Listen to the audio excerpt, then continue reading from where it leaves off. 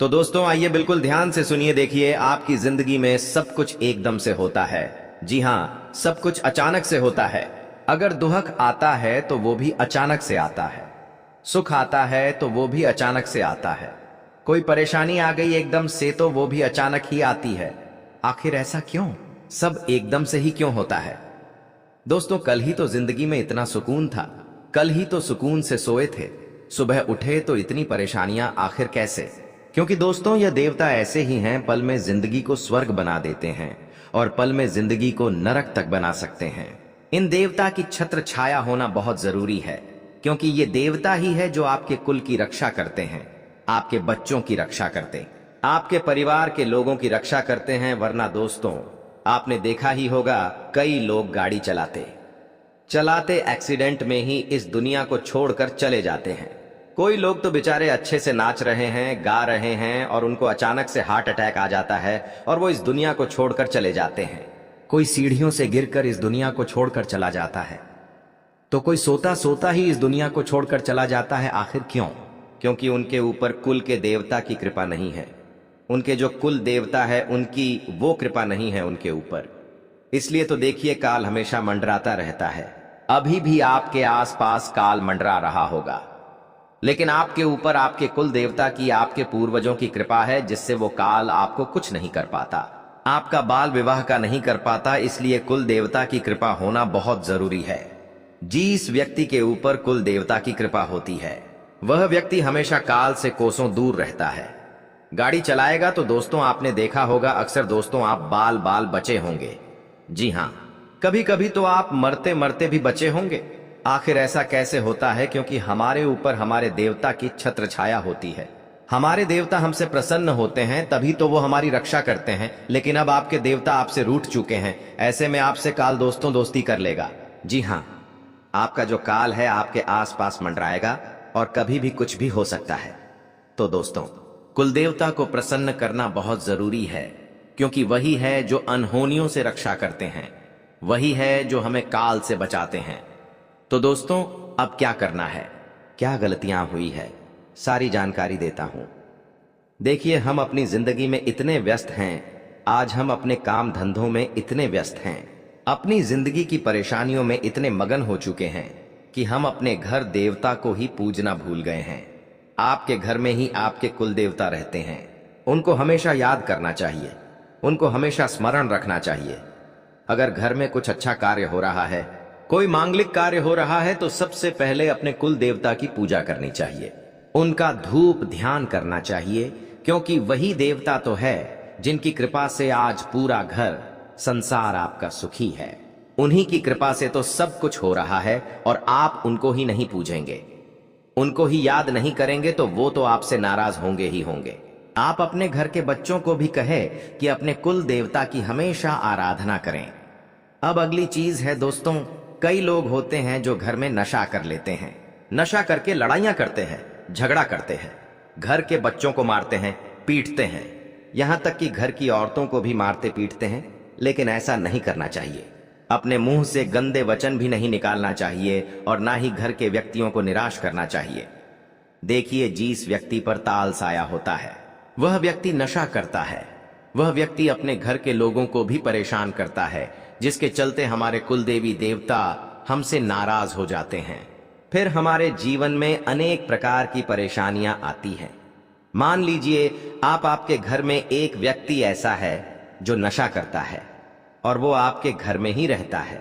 नशा करने के बाद आपके घर में लड़ाइयां होती हैं, आपके घर के बच्चे नाराज होते हैं, वो दुखी होते हैं, घर की स्त्रियां दुखी होती हैं, और जब आप घर के अन्य लोग दुखी होंगे तो आपके घर के कुल देवता भी दुखी होंगे, वो भी नाराज होंगे, वो भी क्रोधित होंगे। तो ऐसे में दोस्तों, एक व्यक्ति की सजा पूरे परिवार को मिलती है, तो कोशिश करें, अगर आपके घर में भी कोई ऐसा व्यक्ति है जो नशा करता है, घर का माहौल खराब है, तो उसको थोड़ा सा सुध की कोशिश करें, क्योंकि वो सुधरेगा तो घर के अन्य लोगों के ऊपर भी कृपा आना शुरू होगी। साथ ही दोस्तों, घर में लड़ाइयां करना बंद करें।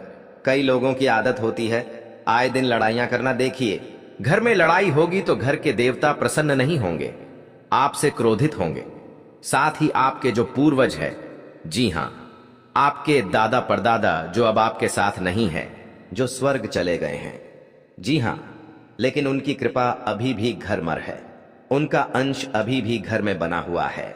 वो जहां भी है वह अपने परिवार को देखते हैं कि ये मेरा परिवार है। वो जहां भी है वो आपको देख रहे हैं, और वो वहां से जब देखते हैं कि आपके घर में लड़ाइयां हो रही हैं, झगड़े हो रहे हैं, सब भी बुरी संगत में है, तो फिर उनका भी परेशानी होती है, उनको भी दुख होता है, उनको भी पीड़ा होती है, वह भी वहां पर रोते हैं दोस्तों कि आज उनका परिवार इस स्थिति में है। उनको भी बहुत बुरा लगता है, तो दोस्तों फिर उनका भी क्रोध सहना पड़ता है। वह जब क्रोधित हो जाते हैं तो वह दोस्तों, जब पितृ देवता हमारे यानी कि हमारे जो पूर्वज दादा और परदादा जब हमसे क्रोधित हो जाते हैं, तो दोस्तों जिंदगी का सबसे खतरनाक मंजर हमको देखना पड़ता है। इतना खतरनाक मंजर हमें देखना पड़ता है कि इंसान सेहत तक नहीं पाता है।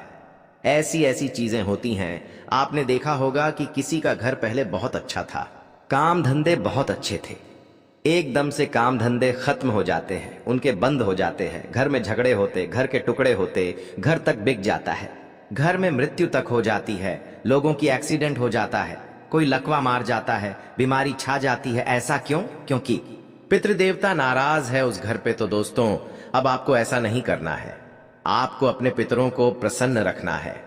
पितरों को प्रसन्न कैसे रखेंगे? घर में अच्छा माहौल रखे, घर के बच्चों को खुश रखे, घर की स्त्रियों को खुश रखे। सभी खुश रहेंगे तो पितृ देवता भी खुश रहेंगे। दान पुण्य करें, दान पुण्य पैसों का नहीं। अन्न दान करें, कन्याओं को भोजन करवाएं, कुत्तों को बिस्कुट खिलाएं, कुत्तों को रोटी खिलाएं, गौ को खिलाएं, गौ माता को खिलाएं। ये सब उपाय करेंगे तो पितृदेवता प्रसन्न है, वो हमेशा प्रसन्न रहेंगे। कुल देवता को प्रसन्न करने का उपाय, हर सप्ताह के शनिवार या रविवार को किसी भी एक वार को चुन लें। रविवार बहुत अच्छा वार है पितृ अपने कुल देवता की पूजा करने के लिए, तो रविवार को कुल देवता की आराधना करें। हर पूर्णिमा पर अपने कुल देवता को याद करें, उनकी पूजा अर्चना करें। आपके कुल देवता का जहां भी स्थान है, कई लोगों के कुल देवता किसी और शहर में होते हैं, किसी और गांव में स्थित होते हैं, तो वहां पर जाइए। कम से कम साल में एक बार तो जाना ही चाहिए। वहां पर जाकर उनकी पूजा अर्चना करिएगा, उनको याद करिएगा, धूप ध्यान करिएगा, तो वो भी प्रसन्न रहेंगे। अपने बच्चों को भी कहें कि कुल देवता को याद करें, क्योंकि कुल देवताओं और पूर्वजों को बच्चे बहुत पसंद होते। तो ये उपाय कर लीजिए। अब आने वाले 7 दिनों की महत्वपूर्ण बात करने वाला हूं, क्योंकि आने वाले 7 दिनों में जो ग्रहों की स्थिति है वो कोई छोटी मोटी सामान्य स्थिति नहीं है, बड़ी ही अतरंगी स्थिति दिखाई दे रही है दोस्तों। ऐसे में खुशियां भी आएगी, दुख भी आएंगे, दुखों का पहाड़ भी टूटेगा और खुशियों की सुनामी भी आएगी। दोस्तों एक तरफ खुशियां तो दूसरी तरफ दुखों का पहाड़ होगा दोस्तों। ऐसे में खुद को बचाएं कैसे?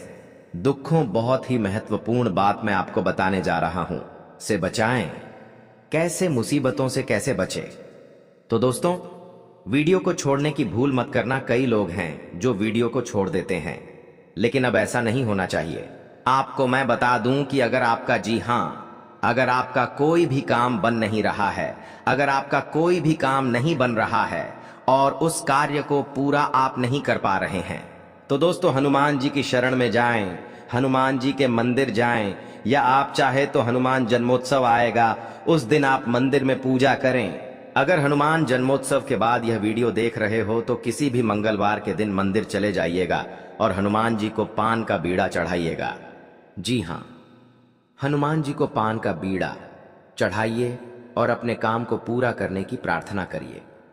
अगर आप कर्ज में हैं, अगर आपको बहुत कर्ज सता रहा है, लोन आपके चुका नहीं पा रहे हो, तो दोस्तों क्या करना है? मंगलवार के दिन आटे का दीपक बना ले, उस दीपक में चमेली का तेल डालिए और बड़ के पत्ते पर वह दीपक रख लीजिए और दीपक हनुमान जी को प्रज्वलित कर दीजिए। और साथ ही ऐसे 5 दीपक, जी हां, ऐसे 5 दीपक आपको बना लेना है। और उनको क्या करना है कि उनको भी बड़ के पत्तों पर रखकर हनुमान जी के मंदिर में चला दे और 2 दीपक को पीपल के वृक्ष के नीचे चढ़ा दे। ऐसा करेंगे तो बाधाएं दूर होगी। और अगर किसी कार्य में सफलता पाना है तो हनुमान जी को लाल झंडा, केसर या झंडा चढ़ा दे। और हां दोस्तों, एक बात ध्यान रखिए कि तिकोना झंडा होना चाहिए, जिस पर श्री राम लिखा होना चाहिए, तो और तरक्की मिलेंगे। बाधाएं दूर होगी, संपत्ति से बाधाएं दूर होगी। और एक और उपाय बता रहा हूं दोस्तों, देखिए हनुमान जी को श्री राम जी का नाम बहुत पसंद है। जी हां, हनुमान जी को श्री राम जी का नाम बहुत पसंद है। तो आप मंगलवार के दिन या फिर हनुमान जन्मोत्सव के दिन एक उपाय कर लीजिए। करना क्या है, पीपल के पत्ते ले लीजिए और उस पर दोस्तों सिंदूर से, जी हां, उस पर सिंदूर से आपको श्री राम लिखना है। हर एक पत्ते पर श्री राम लिखना है। करीब 11 पत्ते ले लेना है और 11 पत्तों पर श्री राम लिखना है और उन पत्तों की एक माला बना लेनी है और उस माला को हनुमान जी को अर्पित कर देना है। यह काम जब आप करोगे तो हनुमान जी की अपार कृपा आपको मिलेंगे। दुश्मनों से आपकी रक्षा होगी, तंत्र मंत्रों से आपको छुटकारा मिलेगा, आपका हर काम बनेगा नजर, दोष से आप बच जाओगे। कोई नजर लगा रहा है, किसी की कालीन नजरें लगी हुई हैं तो उससे भी मुक्ति मिलेंगे और आपका हर काम बन जाएगा।